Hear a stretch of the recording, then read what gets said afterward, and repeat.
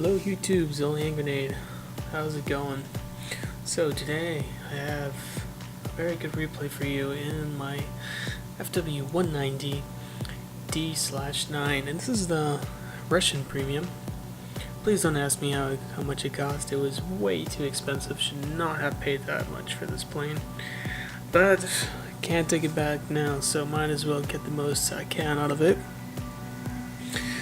So far, so good. I've had iffy matches with this. It's pretty difficult to play this Russian plane. I'm not sure why. I think just the teams suck, man. The Russian teams, they just can't cut it sometimes. And it's just usually me versus the world. Everybody's lawn mowing and I'm just sitting there trying to take down the whole team later on. So it's either die early and get a kill, or die later and maybe get a kill. You know, it's all a toss-up. But let me fast forward here because I'm just basically gaining altitude. One thing that this plane does really well is gain altitude. After the last patch, they fixed a lot of the engine problems, and it seems to handle a lot better and climb a lot better. That being said, it still overheats, and you still have to be very, very wary of your engine temperatures. I think, not quite sure, but I think if you keep your throttle at 100% and it's close to redlining, it will overheat. So you have to be very, very careful with your engine power, and you'll see me doing that, taking periods to cool down the engine, so then when I need it in an engagement I can resort to webbing without any problem. But this match is actually going to rely on fuel. Take a look at my fuel counter across the ways area on the top left hand, and you will see as the game progresses that all is not well in the fuel department. Anyway, let me bring it back up to normal speed now, and let's check out what the enemy has. They have a couple of zeros, Moon over there, that OHM guy, and got Space Bebop with his Ki-84 Otsu. I believe that's the one with 20 mils and 30 mils. Very, very dangerous. The downside of that, it has very low ammo count, so if you can stay away from him and make sure he wastes his burst trying to kill you, you can probably get him when he's out of ammo. And we have a Ki-61. I'm not sure what version that is, but it could be the German, well, the one with German cannons on it. And miss the zero. Gonna try to take a swipe at the Ki-61. Nothing. Pull back up. The zero didn't follow me. He's already smoking. Somebody must have hit him. As you can see, it climbs pretty well. It doesn't bleed that much altitude in a steep climb, and turns pretty well. I always get confused when looking at the plane like that. I always think my flaps are down, but they're actually not. It's just a little optical illusion. So I keep hitting flaps sometimes thinking they're down, they're up. And you have to be careful with flaps now since they break off. So you can have them in a turn as long as it's not that high a speed of turn. That'll work. And also, what I find out, if you're about to hit the ground, you know you're cutting it way too close and you're going way too fast, you can hit your flaps really quickly. Just hit them once, leave them open for a second, then close them again. This should give you that little extra turning speed you need to pull out of a steep dive or not hit the ground. Here I go, cutting the engine, so I have enough speed to pull out, but not too much where I need to slow down. And as he already turned, so I'm going to break off, re-engage my engine, and climb. So this D-9 was actually one of the better planes, better variants of the FW. It passed its trials with basically flying colors. It was perfect upon the first test flight, and well, that was already building on a very successful line of airplanes, which the FWs embodied in terms of being very, very adept fighters. and even fighter bombers. The FWs performed a lot of ground strikes in at least the Russian theater, since there was a shortage of Stukas and other ground-based attack aircraft. The trick to these FWs was you can modify them. That's why the D-12 is pretty bad. It's because it has very low capabilities in terms of climbing. It's meant for as a ground attack, so it's got like tons of bomber racks and variations on what you can load on it, so it's more like a ground attack. This one was purely meant for high altitude interception, and also it used to be used to protect ME-262 airstrips, because what would happen is, since the ME-262s had to throttle down to land, they were very, very vulnerable to fighters shooting them down upon takeoff and landing, so these were used to basically safeguard their landings and takeoffs. Still, it was not only good at that, but it actually outperformed the P-47s pretty well, as in they were really outgunned and outmaneuvered by this. Well, I don't say outgunned. A lot of 50 cals can do a lot of damage. And going for the resin, just one hit. It also was one of the FWs to, for the first time, have a pressurized cockpit, which means it was suited for high altitude. Taking a shot out here for high altitude attacks or interception, and there goes his wing. I always tend to use stealth. You'll see me losing or missing a few critical shots, but I love stealth so much because it does the damage that you need in one burst, if you hit it, that is, and your enemy can't see it, because many times I've been pulling out of a dive and then somebody jumps on my tail, and just by turning my camera around I can see where their shots are going, especially if you're trying to snipe. You can see where the tracers are going, and you can adjust your tail accordingly to go either up or down and evade the enemy round. So I'm trying to take a pot shot at this KI, completely miss, pull up again.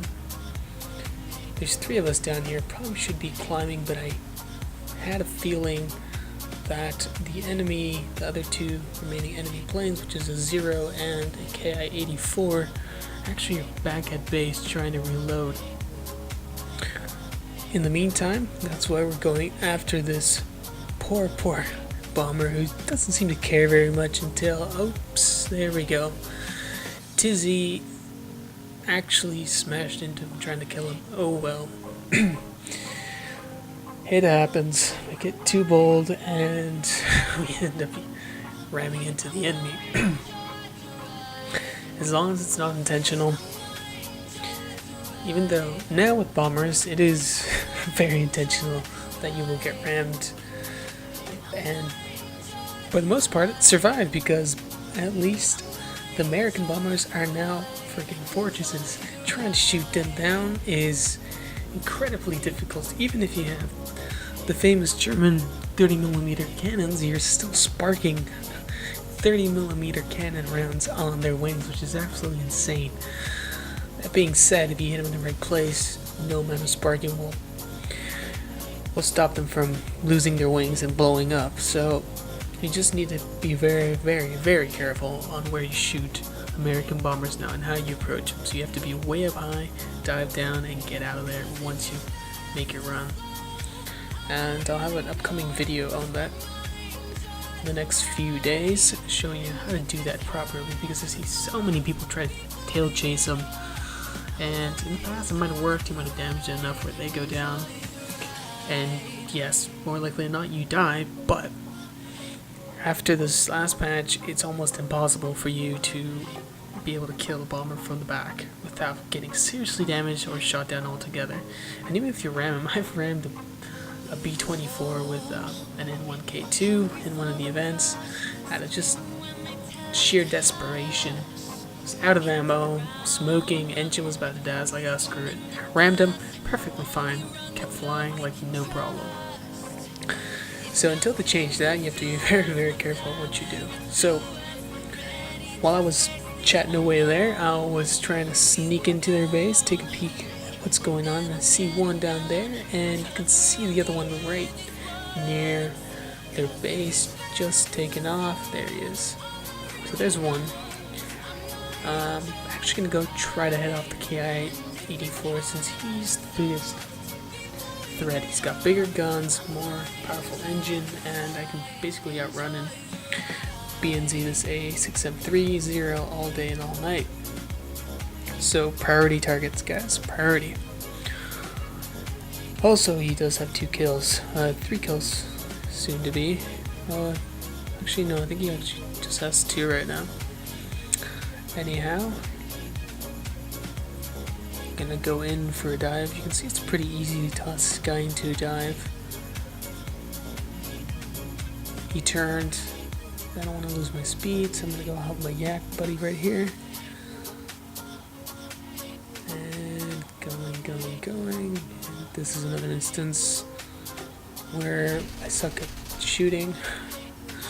That should have been a kill, but oh well. Break off, gain some more altitude, take a look at what they're doing. The K-84 is going for the Yak 3. A6M3 is trying to chase me. Obviously that's not working very well for him. So I'm just going to casually gain more altitude and repeat. So even though you're not in the squadron, there's some instances where you can actually pull off some very, very intricate team play right here. And this is what I see. I see this A6M3 is not going to catch me anytime soon, but what the heck, I'll take a pot shot dive on him, and he does a mistake of turning. And I should have killed him there again, but I didn't. So what happened is he turned, gave me his underbelly, and I missed. So this is another instance of team play right here. He goes under with the tail chasing plane right behind him, and boom, there you go, got a pilot kill. And that's why tunnel vision sometimes is pretty bad. It can get you killed. So instead of breaking off, seeing me going right for him, or at least turning in to try to shoot me, he just kept going after the yak, got himself killed. Now unfortunately our Yak 3 buddy here is about to get shot down. He just got critically damaged by 0, and boom. So now it's up to me to kill this guy.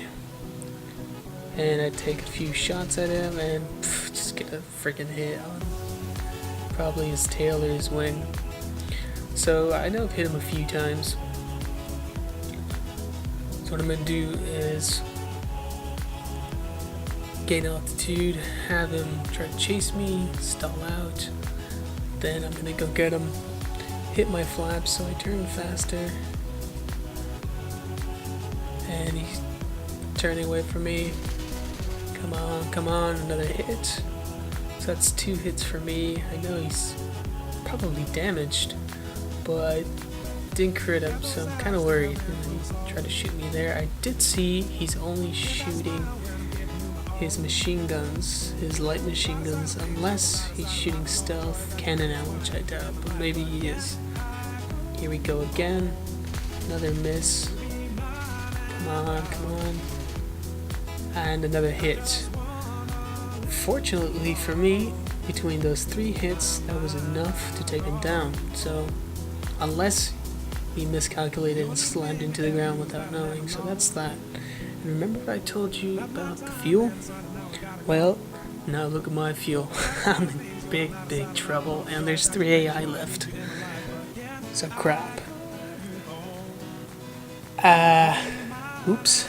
This is my fault. I wasn't keeping track of my fuel consumption, and now it's come back to bite me in the ass.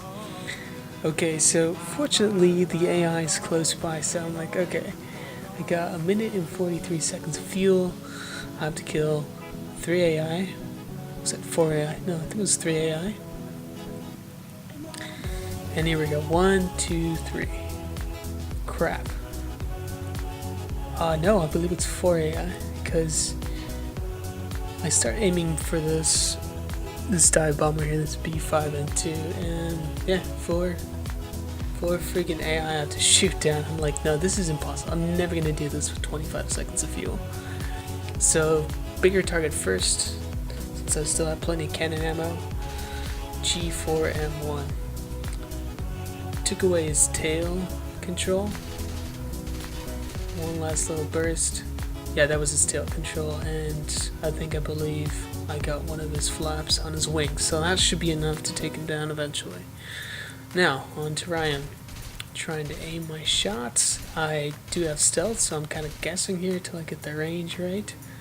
Make sure I get a little closer. 7 seconds of fuel. Center mass, boom, got his wing. Last 3 seconds of fuel. On to Shinya. Just spray and pray. Spray and pray, got his tail, fuel, boom. There goes the bomber. And freaking Luke, man, he's so far away. And I'm out of fuel. So at this point, I'm like, no, this is not going to work out. He's 4.2 clicks away, and here I am, no fuel. And still plenty of ammo. So this is where I start despairing, and this is why you should take care of what you do when you jump into game. As far as selecting targeting distance, fuel, any suspension, guns, or bombs, impacts a lot on what the game turns out to be. And okay, there goes the bomber. So in this case, I always try to go for the least amount of fuel because I think, well, I can just go back to base for once and reload it. But this is the one time, or one of a few times, where it's actually been the downfall. And unfortunately, everything's on me right now. So the fact that we're not immediately winning this and me shooting down that AI, it's because I did not load more fuel. And the reason I don't load more fuel is because of as I've mentioned in other videos, fuel affects how good you maneuver and climb. It is added weight to your plane, so the less weight, the more nimble and maneuverable you'll be. Of course, at the expense of flying time. As you can see, the trade-off sort of worked. Well, maybe, who knows. I probably could have shot down all those planes without well, I should say with more fuel, but it wasn't meant to be. So here I am, thinking, okay, well, what if I can just land and maybe just wait it out, and hopefully maybe the other AI will shoot him down. But here goes my failed attempt at landing, going way too slow, so I just bounce. Fortunately, the fire goes out immediately because I have nothing to burn anymore because I'm out of fuel. So just crash, sit there and start chatting away because I've never been in this position before. And at least I got a soft landing. I thought, see, his pilot's just fine.